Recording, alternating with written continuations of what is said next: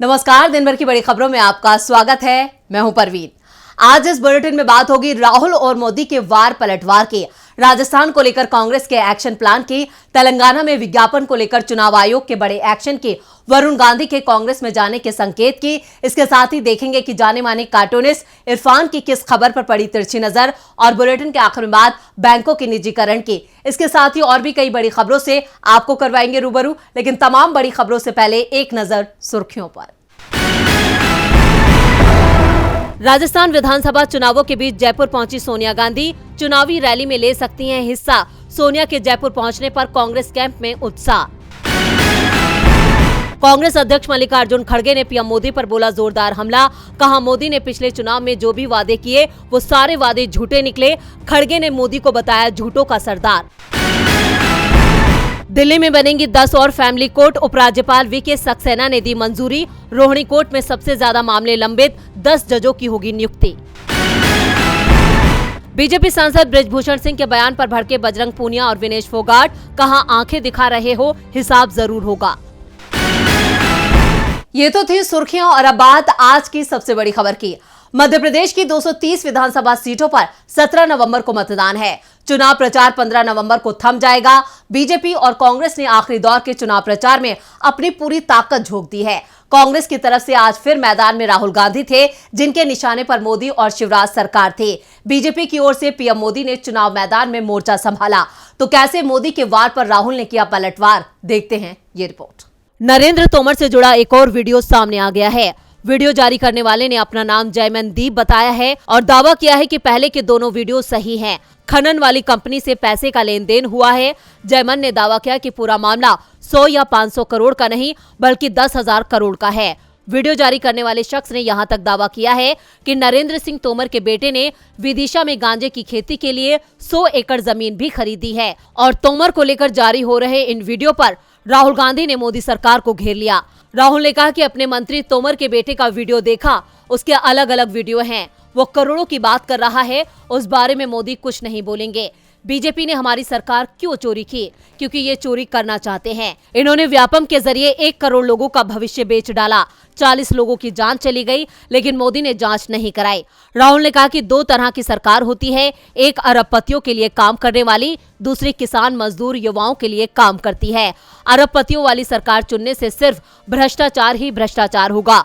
राहुल गांधी ने इस दौरान बड़ा दावा करते हुए कहा कि मैं 100% कह सकता हूं कि यहां पर कांग्रेस पार्टी का तूफान आने वाला है। आप लिख कर रख लो, मध्य प्रदेश की जनता कांग्रेस को 145 से 150 सीटें तक देने जा रही है। राहुल ने मोदी सरकार पर निशाना साधा तो पीएम मोदी ने विदिशा और शाजापुर की रैली में कांग्रेस को घेरने की कोशिश की। पीएम ने कहा कि कांग्रेस वाले झूठे वादे कर रहे हैं, जब मौका था तो घोटालों में व्यस्त थे, इसलिए मध्य प्रदेश को बहुत सावधान रहना होगा। लेकिन पीएम के बयान पर कांग्रेस सवाल कर रही है कि तोमर के मामले में ईडी की कार्रवाई कब होगी। राहुल गांधी के जोश के आगे बीजेपी अपने होश खो बैठी है। इधर राजस्थान में बीजेपी गुटबाजी को लेकर मुश्किल में फंसी हुई है, और इस गुटबाजी का असर टिकट के ऐलान होने के बाद पार्टी में हुई बगावत में दिखाई दिया। बीजेपी के 30 बड़े नेता टिकट कटने पर बगावत कर चुनाव मैदान में उतर गए हैं। बीजेपी में बगावत साफ साफ दिखाई दे रही है, तो कांग्रेस ने एकजुटता की तस्वीर पेश की है। राजस्थान में विधानसभा चुनाव का प्रचार पूरे जोर शोर से चल रहा है और चुनाव प्रचार में कांग्रेस को शुरुआती बढ़त मिलते हुई दिखाई दे रही है।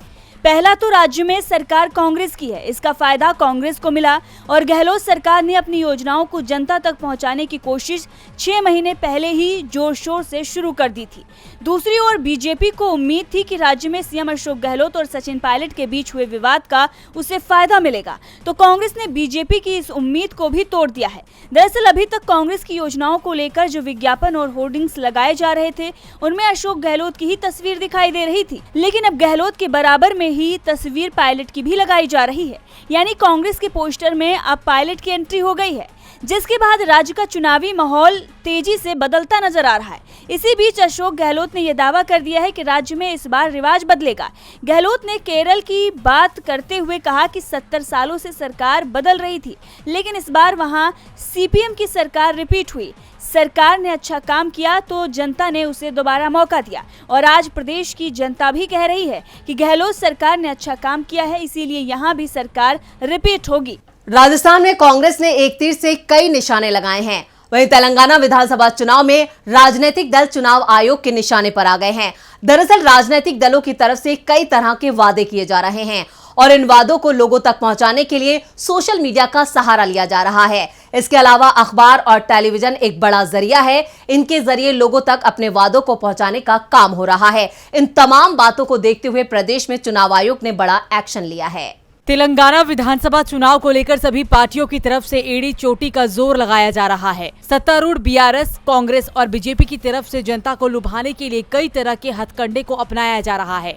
इसी कड़ी में प्रदेश में चुनाव आयोग की तरफ से एक बड़ा आदेश जारी किया गया। दरअसल चुनाव आयोग ने आदर्श आचार संहिता के उल्लंघन में 3 राजनीतिक दलों को विज्ञापन करने के लिए दी गई अनुमति को वापस ले लिया है। इन तीनों ही दलों को अब विज्ञापन करने से रोक दिया गया है। चुनाव आयोग के जरिए जिन दलों को विज्ञापन से रोका गया है उसमें बीजेपी, बीआरएस और कांग्रेस शामिल है। कांग्रेस के 6, बीजेपी के 5 और बीआरएस के 4 ऐसे विज्ञापन हैं जिन पर रोक लगाई गई है। इन संबंध में तीनों पार्टियों को बता दिया गया है। दरअसल तेलंगाना के मुख्य चुनाव अधिकारी की तरफ से कांग्रेस, बीजेपी और बीआरएस के राज्य के महासचिव को चिट्ठी भी लिखी गई है और इसमें बताया गया है कि उनके किन विज्ञापनों को रोक लगाने का फैसला लिया गया है। कांग्रेस के जिन विज्ञापनों पर रोक लगाई गई है वो कार, नौकरियों और किसानों से जुड़े हुए हैं। बीजेपी के बैन होने वाले विज्ञापन 2 BHK घर, किसानों से जुड़े हुए हैं, जबकि बीआरएस का एक तेलुगु गाने वाला विज्ञापन समेत 4 विज्ञापनों पर रोक लगा दी गई है। तेलंगाना में चुनाव आयोग के एक्शन से हलचल तेज है। इधर वरुण गांधी को लेकर भी सियासी हलचल तेज है। वरुण गांधी ने एक बार फिर मोदी और शाह के लिए बड़ा संकट खड़ा कर दिया है। उन्होंने बता दिया है कि उनके मन में क्या है। बीजेपी के खिलाफ लंबे वक्त से बयान दे रहे वरुण ने एक्स पर एक पोस्ट साझा किया है जिसमें वो पीएम मोदी के विचारों पर असहमति जता रहे हैं। तो क्या कहा वरुण गांधी ने, देखते हैं इस रिपोर्ट में। यूपी की पीलीभीत से बीजेपी सांसद वरुण गांधी लगातार पीएम मोदी और अमित शाह के लिए बड़ी चुनौती बने हुए हैं।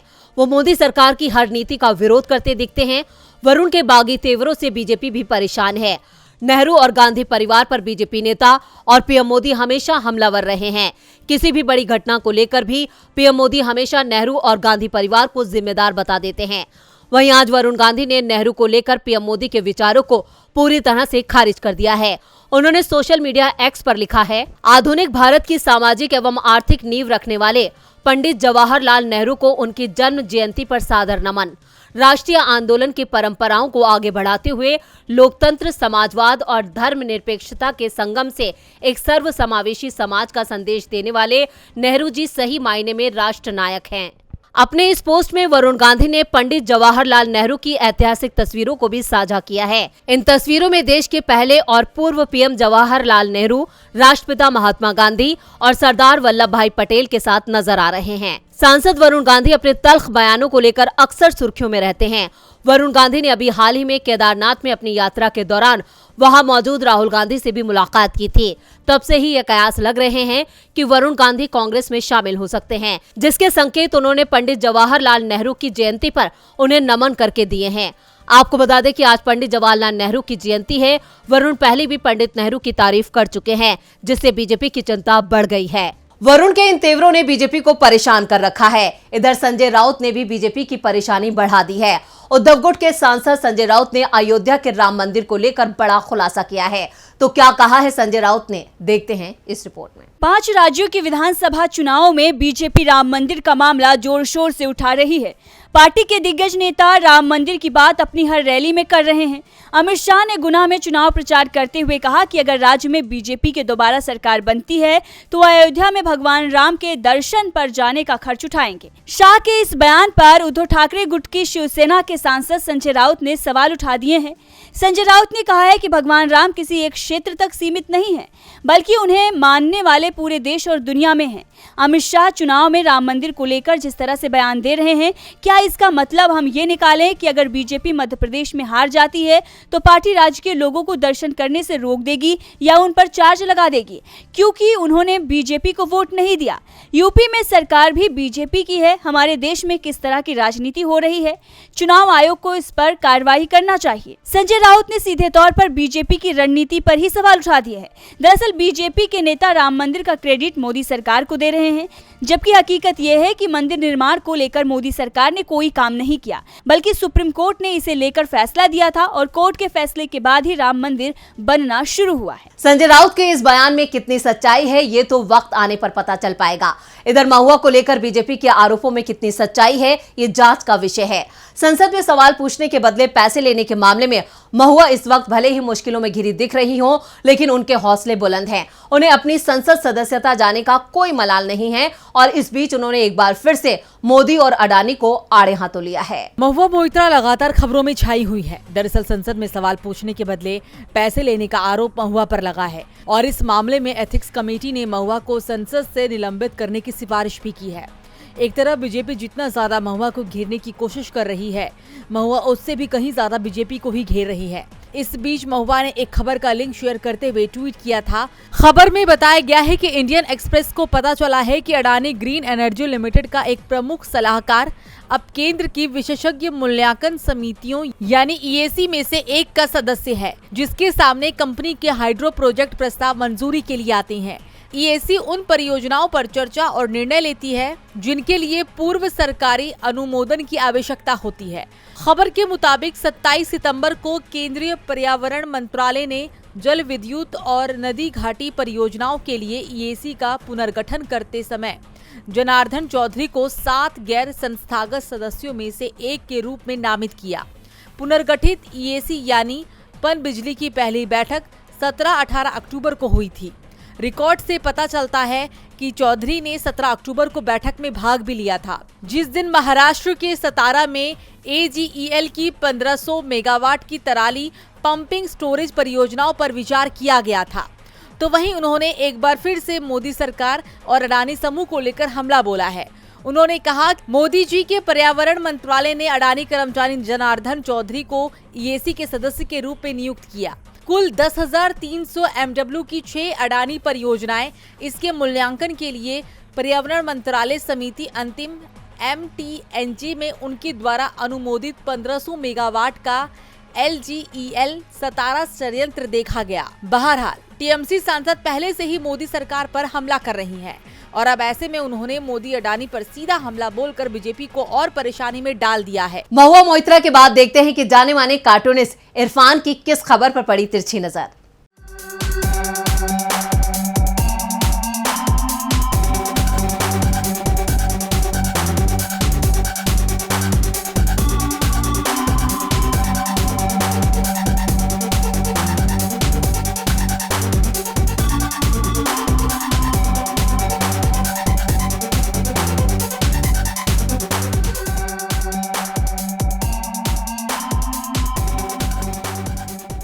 पीएम मोदी लगातार कांग्रेस पर बरस रहे हैं। वो अपनी रैलियों में कांग्रेस को निशाना बना रहे हैं। उन्होंने हाल ही में कहा कि कांग्रेस अपनी तिजोरी भरना चाहती है, तो तिजोरी तो कांग्रेस तभी भरेगी ना जब उसे देश की तिजोरियां भरी हुई मिलेंगी।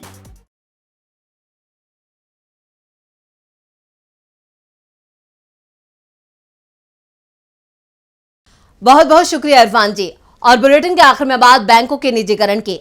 पीएम मोदी जनता से सवाल करते हैं कि 70 सालों में कांग्रेस की सरकार ने कुछ नहीं किया, तो कांग्रेस भी जवाब देने से पीछे नहीं हटती। उल्टा पीएम से ही सवाल कर देती है कि पिछले 9 सालों में जिन सरकारी संस्थानों को मोदी सरकार बेच रही है वो कांग्रेस नहीं बनाए और अब मोदी सरकार 6 और सार्वजनिक क्षेत्र के उद्यमों को बेचने की तैयारी में है। तो किन सरकारी कंपनियों को बेचने की तैयारी में है मोदी सरकार, देखते हैं इस रिपोर्ट में। बंदरगाह, एयरपोर्ट, एयरलाइन, रेलवे के अलावा दूसरी कई कंपनियों का बड़ा हिस्सा सरकार निजी हाथों में सौंप चुकी है और अब बैंकों को भी बेचने की तैयारी की गई है। बैंक ऑफ इंडिया समेत 6 सरकारी बैंकों को बेचने का रोड मैप तैयार हो रहा है। इन बैंकों में सरकार की हिस्सेदारी 80% से ज्यादा है और सरकार इसमें एक हिस्सा अब निजी कंपनियों को बेचेगी। इकोनॉमिक टाइम्स की रिपोर्ट के अनुसार सरकार शुरुआत में इन बैंकों में से 10% हिस्सा बेचेगी। जिन बैंकों में सरकार अपनी हिस्सेदारी बेच रही है उसमें bank of India, Indian overseas bank, Punjab and Sindh bank, bank of Maharashtra, central bank of India और यूको बैंक का नाम शामिल है। सरकार इस हिस्सेदारी की बिक्री ऑफर फॉर सेल के जरिए कर सकती है। आपको बता दें कि सरकारी बैंकों ने बेहतर प्रदर्शन करने के साथ ही बैड लोन को कम किया है। इससे इनके शेयरों में तेजी देखी जा रही है और ये बैंक मुनाफे में चल रहे हैं। पिछले वर्ष में निफ्टी प्राइवेट बैंक इंडेक्स में 6.9% की वृद्धि के मुकाबले निफ्टी PSU बैंक इंडेक्स में 34% की वृद्धि हुई। ऐसे में सरकार को उम्मीद है कि सार्वजनिक क्षेत्र के इन बैंकों को बेचने में कोई परेशानी नहीं आएगी। तो आज इस बुलेटिन में इतना ही। देखते रहिए DB लाइव। नमस्कार।